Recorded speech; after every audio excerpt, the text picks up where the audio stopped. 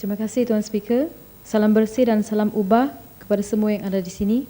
Saya ingin mengambil kesempatan ini untuk memberi ucapan simpati, sokongan moral serta bagi merakamkan setinggi-tinggi penghargaan kepada semua agensi yang terlibat dalam usaha mencari pesawat MH370 serta anak kapal selama beberapa hari ini.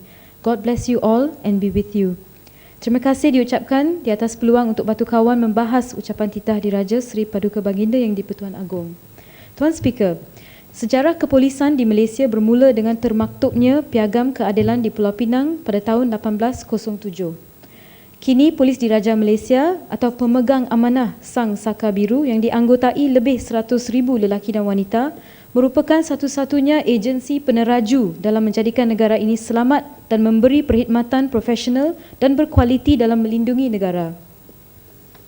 Tuan Speaker, dengan populasi negara seramai 30 juta orang, mampukah semua anggota PDRM memberi perkhidmatan yang world class dalam menangani jenayah yang kian meningkat saban hari? Perjuangan menentang jenayah bukan sahaja melibatkan dollars and cents sahaja, tetapi dengan kemudahan infra yang lebih baik bagi anggota polis kita. Walaupun agihan kerajaan persekutuan sebanyak 8.8 bilion ringgit pada umumnya nampak besar, tapi di mana sebenarnya wang tersebut disalurkan? Dan mengapa keadaan infrastruktur dan kemudahan di balai-balai polis dalam keadaan yang begitu menyedihkan?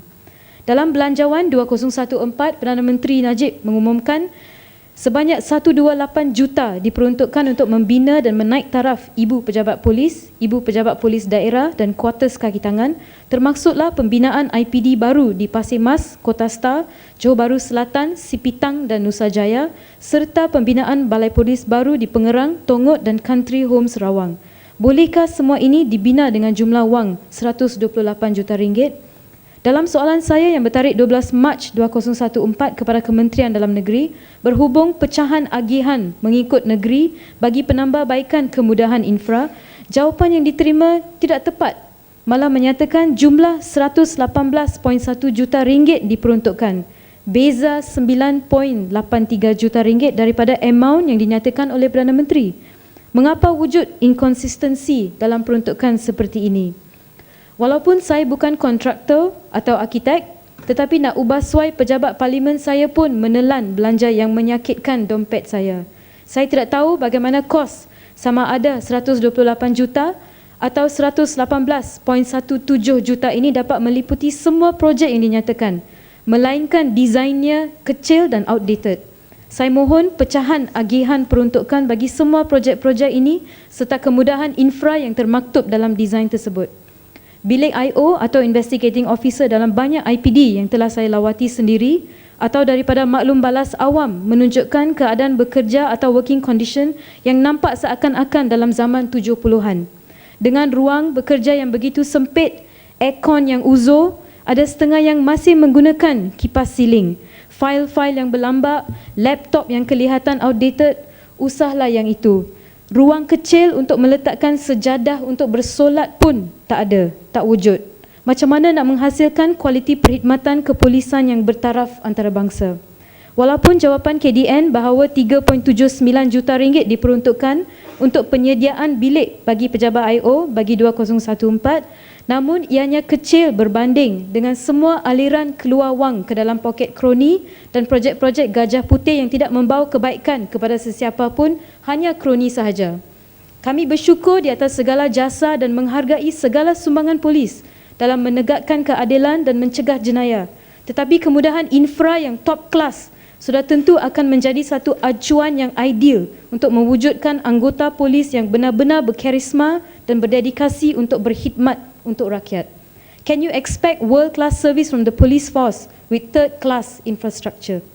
With all these efforts to create world-class police standards, the working conditions and amenities of our men and women in blue must be given due importance and urgency. Transformasi sahaja tidak memadai. Satu reformasi amat diperlukan untuk kemaslahatan sejagat. Tuan Speaker, Manifesto Pakatan Rakyat menyarankan peningkatan kecekapan sumber manusia, pelindungan dan penyampaian perkhidmatan PDRM di mana anggota polis yang mahir dan beruniform perlu dipindahkan daripada kerja-kerja pentadbiran kepada kerja polis yang betul. Orang awam boleh digaji untuk memenuhi fungsi pentadbiran. PDRM tidak memerlukan peningkatan 30% tenaga kerja yang dicadangkan Kementerian Dalam Negeri, mewakili tambahan kira-kira 40,000 pegawai. Kerana sejak tahun 2011, Malaysia mempunyai seorang pegawai polis untuk setiap 270 rakyat, nisbah 1:270. Ini adalah sangat hampir dengan nisbah yang disyorkan oleh Interpol, iaitu 1:250. Malaysia memerlukan sekurang-kurangnya 1,000 lagi anggota IO, dan walaupun indeks persepsi jenayah dilapor berkurang, mungkin lebih ramai IO diperlukan apabila ketelusan data jenayah diperolehi dan kemudahan asas mereka wajib diberikan. Tuan Speaker, saya ingin menyentuh isu yang selama ini tidak banyak disentuh, iaitu penyertaan wanita dalam arena politik serta dasar mempertingkatkan kepimpinan wanita di Malaysia.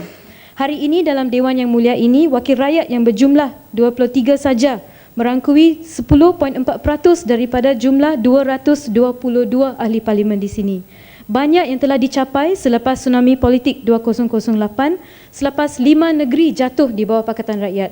Tetapi secara holistik, lebih banyak perlu dilakukan oleh kerajaan pusat untuk memastikan kesaksamaan gender dan pemberdayaan wanita. Penambahbaikan dan peningkatan kesaksamaan gender dan women's empowerment mestilah berlaku selaras dengan reformasi polisi, perundangan, mekanisme institusi serta kempen kesedaran awam. Ya, boleh golong ya, Mat? Boleh. Negara sekampung yang baru mendapat kemerdekaan pada 2002, Timor Leste, kini muncul sebagai satu pengukur kemajuan dalam pembangunan wanita dalam tempoh 50 hingga 100 tahun yang lepas. Di Timor Leste, daripada 65 kerusi di Parlimen, 25 merupakan kerusi yang dimenangi wakil rakyat wanita yang boleh diterjemahkan sebagai 38.5% dalam pilihan raya 2012 yang lepas, dan mereka berada dalam kedudukan 16 teratas dalam lebih 140 negara berbanding dengan Malaysia di kedudukan 112 dalam World Classification of Women in National Parliament yang disusun oleh Inter-Parliamentary Union pada November 2013.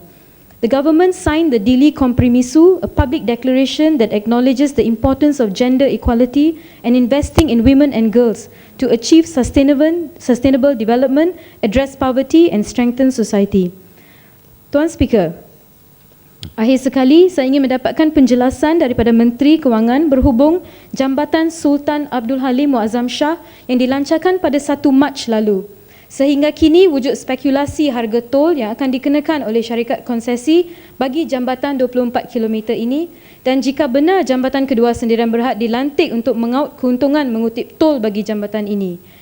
Yang anehnya, mengikut petikan dari laman web Jambatan Kedua Sendirian Berhad, jambatan ini milik penuh Perbadanan Menteri Kewangan atau Minister of Finance Incorporated, dan secara dasar badan kerajaan seperti Kementerian Kewangan akan menyerap sebahagian besar kos pembinaan projek dan baki kos yang perlu dibayar balik yang akan dikenakan tol.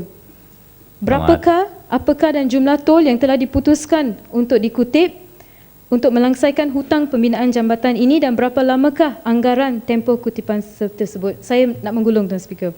Saya bertanyakan soalan-soalan ini kerana ingin mendapat pencerahan berhubung kutipan tol jambatan kedua memandang pengendalian oleh syarikat konsesi Plus jelas mencurigakan sehingga hari ini. Sebagai sebuah kerajaan yang berlandaskan prinsip demokrasi berparlimen, kesemua wakil rakyat Pakatan Rakyat dan Barisan Nasional wajar diberi layanan yang sama tanpa pilih kasih dan tanpa bermotifkan politik sebagai satu langkah untuk mencapai sistem demokrasi yang matang dan progresif. Tiada makna laungan Perdana Menteri bahawa Malaysia mempunyai sistem demokrasi paling hebat di dunia jika ianya dibunuh dengan perlahan di Dewan Yang Mulia ini. Sekian, terima kasih.